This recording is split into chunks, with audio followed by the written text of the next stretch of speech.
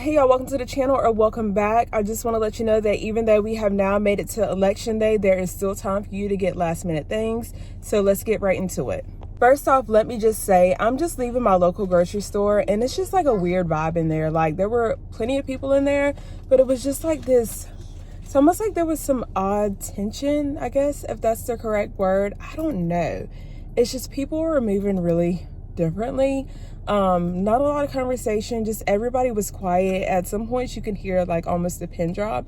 That's how quiet it was for the grocery store. So I don't know. I think a lot of things are on people's mind right now. People's minds are heavy, but we're going to pray and we're going to keep it moving. There's not a whole lot that we can do as far as when it comes to the decisions.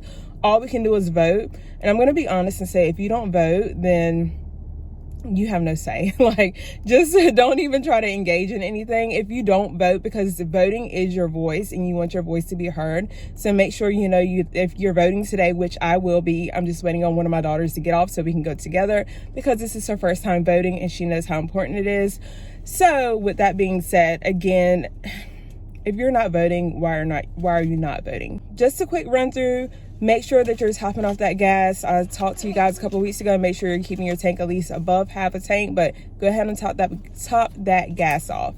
If you need to make a grocery store run, go ahead and do that. It's about 10:39 here this morning. I'm on my way heading home. We've already hit 2 grocery stores this morning and I'm done. I'm gonna do another grocery order for Walmart a little bit later on today, and then we're set. Make sure that you have an alternate way to light your home at this point. You never know what's going to happen if there's going to be a grid down situation. We just don't know. So make sure that you have flashlights and generators on standby. Make sure that you also have certain security measures in place at your home, whether that's security cameras, extra locks, any kind of boarding. I know that, it's like the government is preparing at this point. Why are you not? And if you're not sure what I mean by that, a lot of businesses in DC and other places are boarding up their businesses as like a safety protocol. The National Guard has been activated in different areas, and the White House is also putting up like a security fence for extra, I guess, protection. And I think everybody is just kind of like on alert and on guard. So let's keep that in mind. Do I think that there's a chance of civil unrest? Absolutely. I pray that that does not happen. But again, I'd rather have things in my house and be prepared as possible without worrying. This isn't that I'm worrying and I don't want to fearmonger. I hope you guys don't think that I'm coming across that way. I just want you guys to know that we should all be prepared regardless of election season or whatever, that hurricane season or whatever. We should just have enough food in our homes on a regular for at least a couple of weeks. At the end of the day, all you can do is depend on yourself. So make sure that you're prepping and doing the best that you can for your family.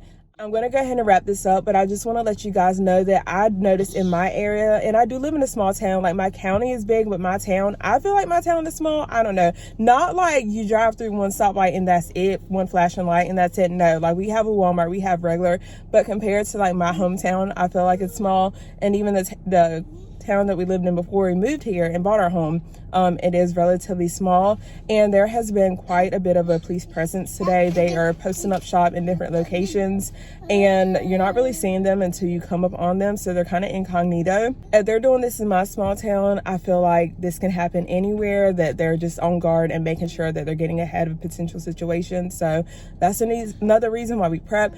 I'm going to go ahead and head home. I'm going to be in the house for the rest of the day except for when I go to vote. And again, I'm waiting on one of my daughters so we can just go together, and then my son is going to go as well.